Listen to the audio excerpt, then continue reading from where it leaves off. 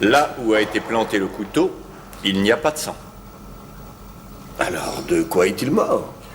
Oh, il est trop tôt pour le savoir, mais je pencherai pour une crise d'épilepsie. Pourquoi poignarder un homme déjà mort? Pour créer une illusion, Hastings. Quelle illusion? Celle à laquelle nous avons tous failli croire. Savez-vous qui est cet homme? Non, aucune identification, rien. Regardez ses cheveux, les ongles de ses mains. Cet homme a tout d'un vagabond. Et il portait des vêtements d'un homme de la bonne société. C'est curieux. On a trouvé ça dans la cabane. Quelques vieux vêtements, on dirait ceux d'un vagabond, ou bien ceux Un d'un... jardinier? Vous croyez? Oui. À quand remonte la mort? Oh, il est mort depuis pas mal de temps, disons peut-être 4 ou 5 jours. Alors dans ce cas, il semble que la mort de cet homme soit antérieure à la mort de Monsieur Paul Renaud. Vous ne faites que compliquer les choses, Poirot. Vous ne croyez pas que c'est déjà bien compliqué, Monsieur Giraud? Oh non. Je vais bientôt procéder à une arrestation. Vraiment? La course, c'est bien cet après-midi, n'est-ce pas, le trophée de Deauville? Oui. À quelle heure se termine la course? À 4 heures. Je l'arrêterai à ce moment-là. Quoi de mieux qu'une ligne d'arrivée pour en finir? C'est vrai. Pas de chance, Poirot. Mais je vous avais prévenu. Vous avez trouvé votre maître.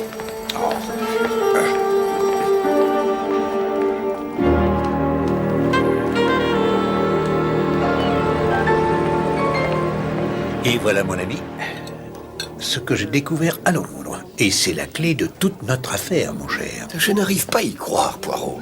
Il y a 10 ans, Jeanne Beroldy est accusée du meurtre de son mari, et aujourd'hui, elle est ici à Deauville sous le nom De Madame Debray, exactement.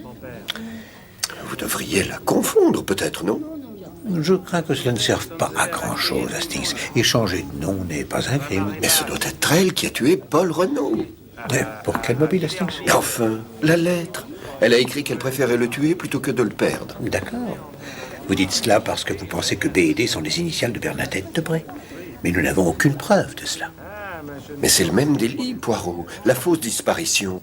Non, mon ami, réfléchissez. Cela fait plus de 10 ans que Madame Debray, ou plutôt Madame Beroldy en ce temps-là, a inventé l'histoire des agresseurs en cagoule. Aujourd'hui, c'est sa voisine, Madame Renaud. Ah oui, c'est juste. Et il y a une autre question que vous devriez vous poser. Ah oui, laquelle? Où est passé l'assassin, George Connor? Pardon, monsieur.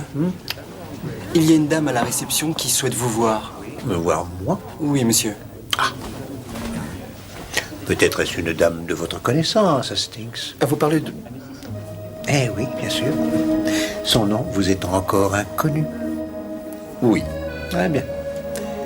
Eh, nous y allons.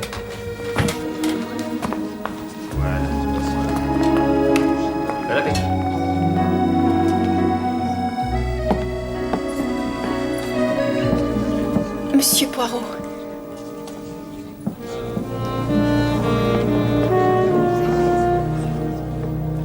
Excusez-moi de vous déranger, mais je devais vous parler. Je vous en prie.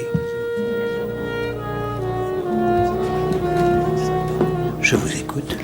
J'ai très peur, monsieur Poirot. J'ai horriblement peur. Peur de quoi, mademoiselle? Cet homme affreux est venu me voir. Monsieur Giraud? C'est une telle brute. Il a découvert que Jack était là la nuit du meurtre. Mais enfin, si cela est le cas, mademoiselle, ça n'a pas été très malin de sa part de nous le cacher. Je le sais, mais ça ne veut pas dire... Monsieur Poirot, monsieur Giraud va arrêter Jack. Ne le laissez pas faire, je vous en prie. Je l'aime, monsieur. Mademoiselle. Chut, chut, chut. Il est innocent, monsieur Poirot, je sais qu'il l'est. Dans ce cas, qui est le véritable assassin, mademoiselle? Je sais qui c'est, monsieur. Mais alors dites-le-moi. La veille de sa mort, j'ai entendu des voix dans le jardin de Paul Renaud. J'ai vu qui c'était en grimpant et en regardant par-dessus le mur. Qui était-ce? Un vagabond. Il avait l'air très excité, il était vêtu de loques. Paul Renaud a bien tenté de le calmer, mais rien n'y faisait. Il lui demandait de l'argent. Et vous pensez que c'était cet homme? Jack et son beau-père avaient des différends, mais... Mademoiselle, si je dois sauver monsieur Jack Renaud, il est nécessaire que je lui parle dans les plus brefs délais. C'est trop tard. La course, elle va partir dans quelques minutes. La course dont Giraud a parlé? Il a dit qu'il serait à l'arrivée. Oui. Mademoiselle, votre mère et vous serez là? Oui. Alors nous y serons aussi. N'ayez crainte, mademoiselle. Tout se passera très bien. Merci, monsieur Poirot. Merci beaucoup.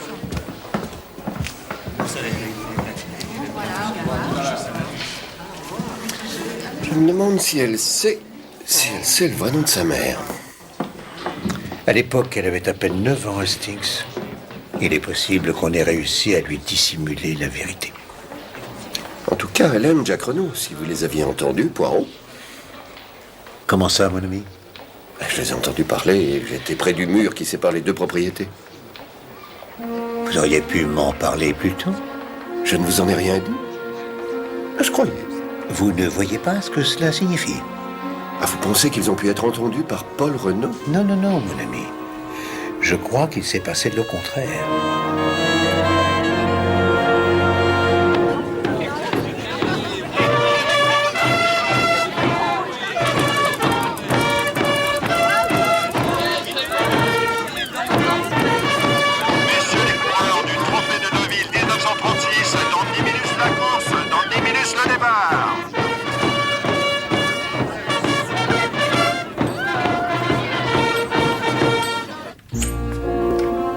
Bonjour, Nozelle.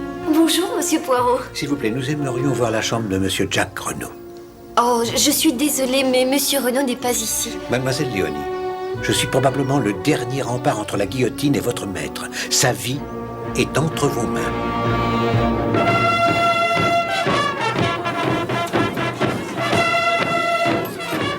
Regardez, il est là-bas.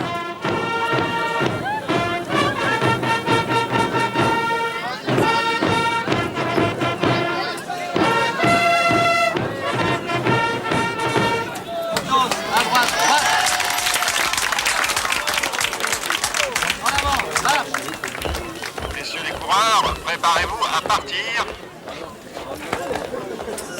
À vos marques. Prêt.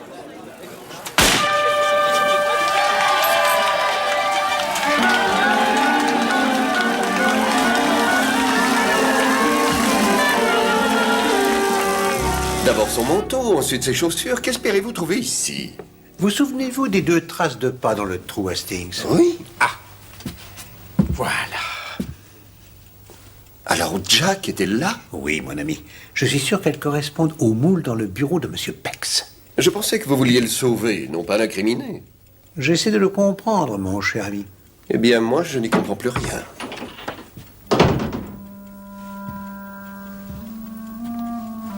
Hastings, vous connaissez cette personne? Non, je ne l'ai jamais vu.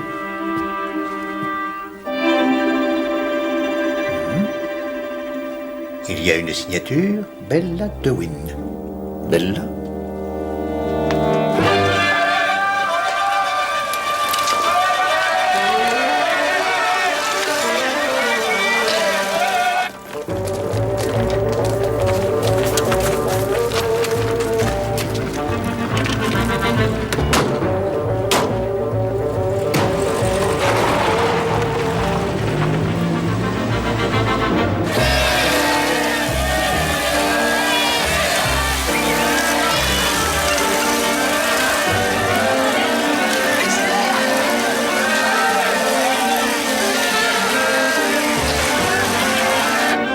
Excusez-moi, pardon.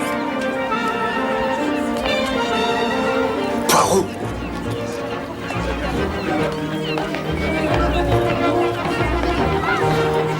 Ah, Madame Renault.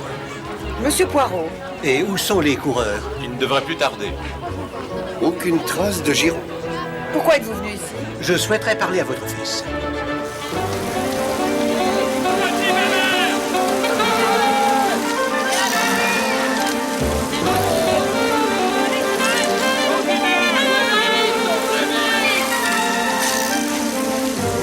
Regardez-vous, mesdames et messieurs, voilà les coureurs sont là. Oui, c'est le numéro 36, le progrès. Attention, et ils ont passé la ligne.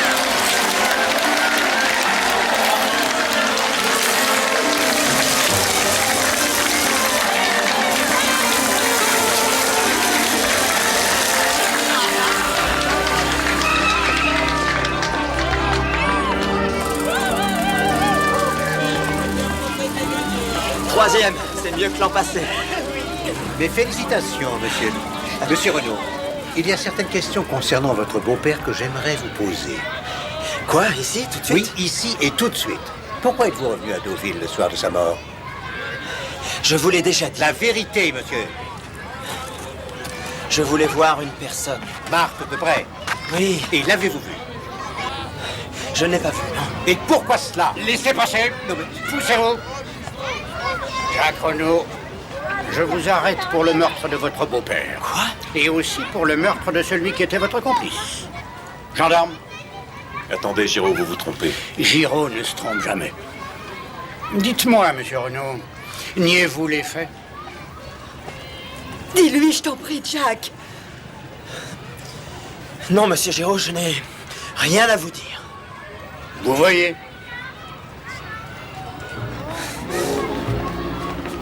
Vous étiez venu pour l'arrêter vous-même, Poirot. Je vous ai battu d'une moustache.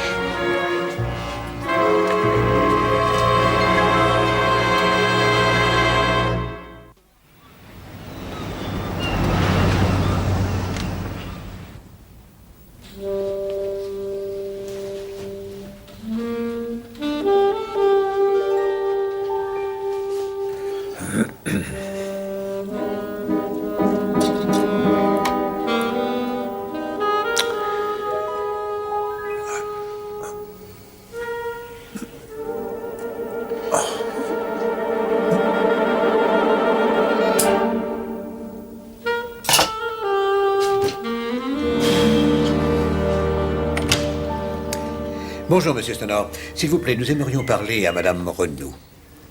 Je vous en prie. Merci.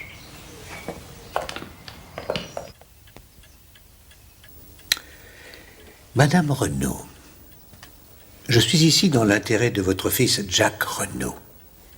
Vous pouvez faire quelque chose pour lui? Bien sûr que oui. Mais les événements qui se sont produits le soir de la mort de votre mari doivent sortir au grand jour. Bien sûr. Tous les événements.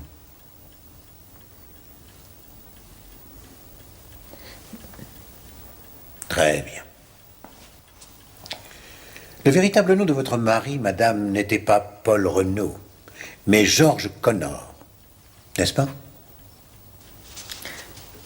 C'est exact. L'homme recherché il y a 10 ans pour le meurtre de Arnold Beroldi. Mon Dieu. Vous l'avez connu, madame, après qu'il ait fui l'Angleterre pour l'Amérique du Sud? Oui. Mais je vous demande de me croire, monsieur Poirot. Ce n'était pas un homme méchant.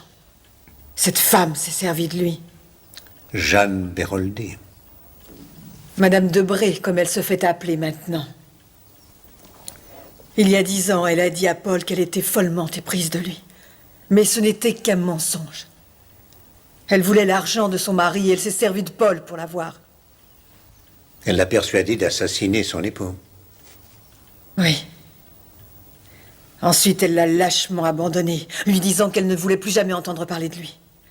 Et le jour où la police a découvert la vérité, cette femme l'a dénoncé. Ce monsieur Georges Connor a fait fortune dans le commerce des pierres précieuses à Santiago. Et c'est là-bas, madame, que vous avez fait sa connaissance. Oui, Jack travaillait déjà dans son entreprise. Vous vous êtes marié et vous êtes venu ici. Comment savez-vous tout cela, monsieur Poirot? Je ne serais pas Hercule Poirot, madame, si je ne comprenais rien. 10 ans après avoir fui l'Angleterre, Georges Connor est venu à Deauville. Il avait fait fortune au Chili et il comptait sur son argent pour s'établir ici, en France.